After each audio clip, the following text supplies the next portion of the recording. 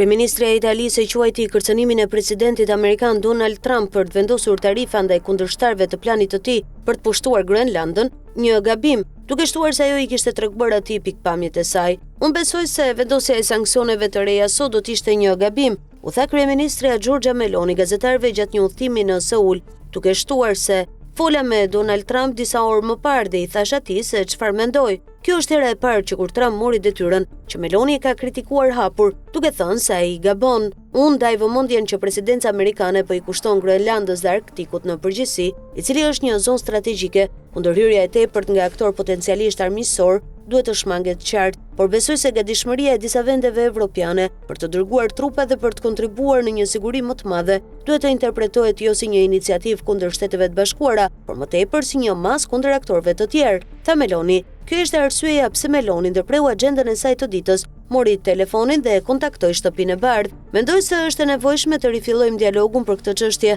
dhe të shmangim çdo përshkallëzim. Kjo është ajo për cilën po punoj. Fola me Donald Trump disa orë më parë dhe i shpreha pikpamjet e mia, si dhe me sekretarin e përgjithshëm të NATO-s, i cili konfirmoi se NATO po fillon të punojë për këtë çështje.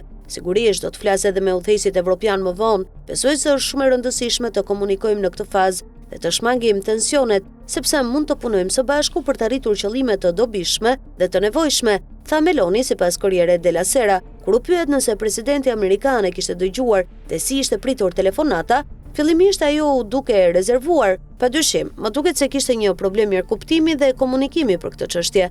Për sa më përket mua, unë vazhdoj të këmbgul në rolin e NATO-s, dhe NATO është vendi ku duhet përpiqemi të organizojmë së bashku mjete parandaluese kundër ndërhyrjeve potencialisht armiqësore në një territor strategjik. Besoj se fakti që NATO ka filluar të punojë për këtë është një iniciativë e mirë, shtoi ajo. Gazetarët pyetën më tej se çfarë i tha Trump. Më duket se ai ishte interesuar të dëgjonte, por nga pikpamja amerikane, mesazhi që vinte nga kjo anë e Atlantikut nuk ishte i qartë. Rreziku është që iniciativat e disa vendeve evropiane mund të interpretohen si anti-amerikane, megjithse ky nuk ishte qëllimi ynë.